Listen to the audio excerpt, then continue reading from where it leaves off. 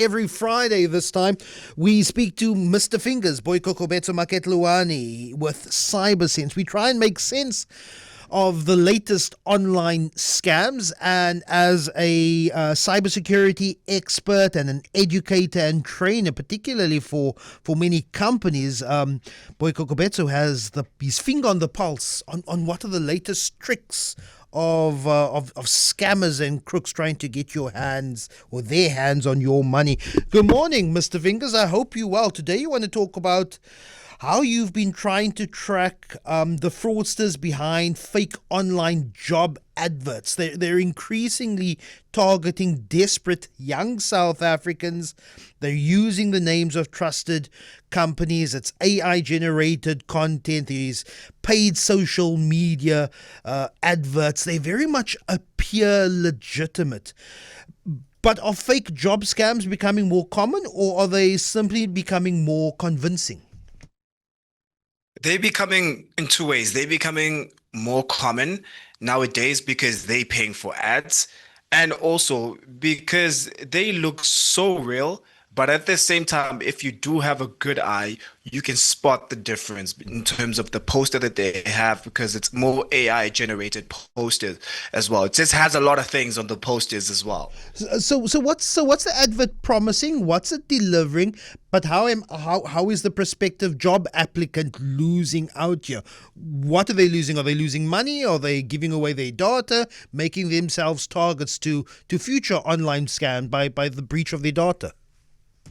So the job advert, obviously, it's too good to be true. It promises people that you start getting paid an hour, and they write the money in terms of you start getting paid 8,000 Rand a week. And that's obviously for people, it's impossible in some of the jobs. And another red flag is that what you need to do, obviously, is to contact them through a WhatsApp number. Once you click on the ad, you contact them through a WhatsApp number. And before you can start working with them, you need to pay them so they can start paying you, which the whole point doesn't even make sense. With that being said, or some of them, they tell you that no, what you need to do, you need to pay us to run a medical check or a background check on you.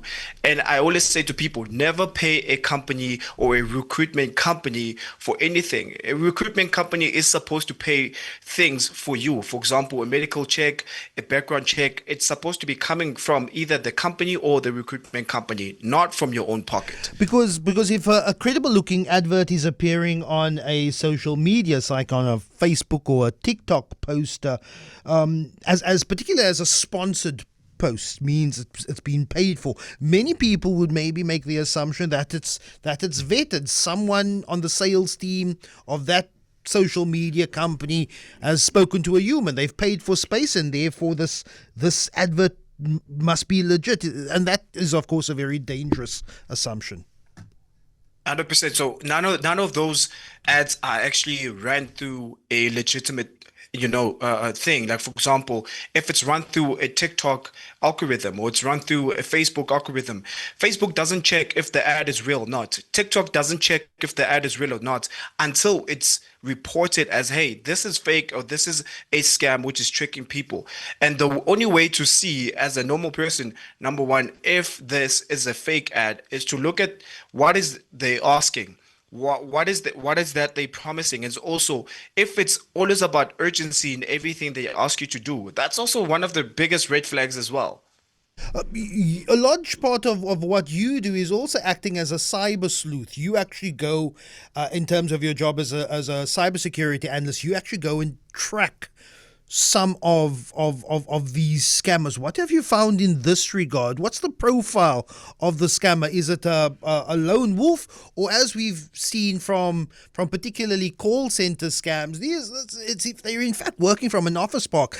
To them, it's a legitimate 9 to 5. What have you been finding out of the profile of these fake job scammers? So they've been targeting a lot of South Africans. So what they do is they advertise and pay for ads. And if you click on the link itself, people don't know this. The link itself, it shows your IP address in terms of where your location is. That's what I was able to find. That's one.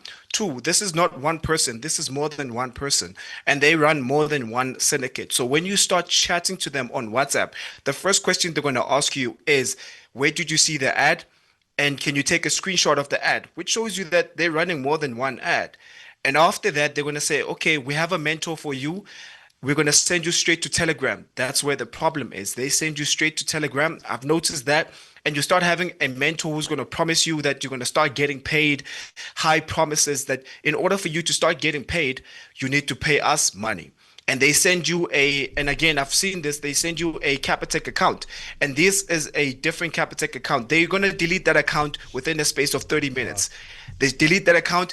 And if you ask them again, send me your account details, they send you a different bank account. And I've realized that this is more than one person who's doing this in there. And it seems like it's either they're using mule accounts or all these people using those accounts are all of them involved. Because when I tracked them in two places. I found that some of them are in Nigeria, some of them are also in Thailand as well.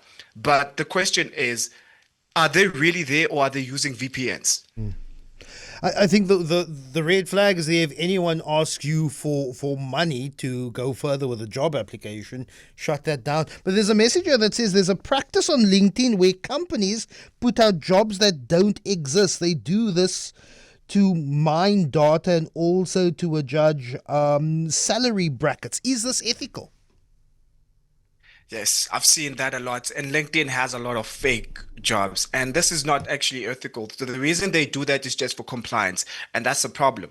And that is something also that needs to be shut down as well. And again, I always say, and it's one thing which I wanna start talking about, and I'm gonna start posting about that. I need to warn people about some of these jobs are fake because they just want to collect your data. Some of these jobs are fake because they just running a policy thing that on their side that hey, we have how many people which have applied for this role, but we already have people who are we're going to take who are working within the company. So we just advertise for the sake of advertising because it's weird. You advertise a job within a space of 30 minutes.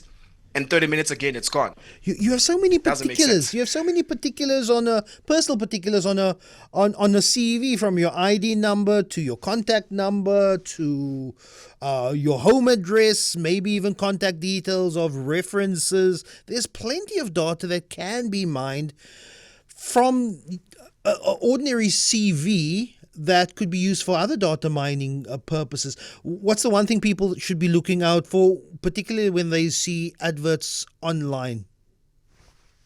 Red flag number one, if the advert is full of a lot of promises and it's also asking for urgent things as well.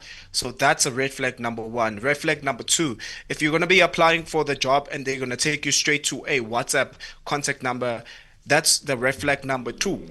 If they're going to ask you to make a payment for something within the company before you even start working, that's another red flag as well. And also watch out and do your own research about the company. Google is your best teacher ever. So just Google the company, Google the history of the company. One thing you need to do when you Google the company, and I think your listeners should know this, is Google the company and then write reviews. You're going to find a lot of things about the company itself. Boikokobetso Makhetloane, also known as Mr. Fingers. He's a cybersecurity expert, trainer, and educator. He's on our show every week, telling us stories of how he's managed to track down scammers and giving you the insights on what are the new scams online.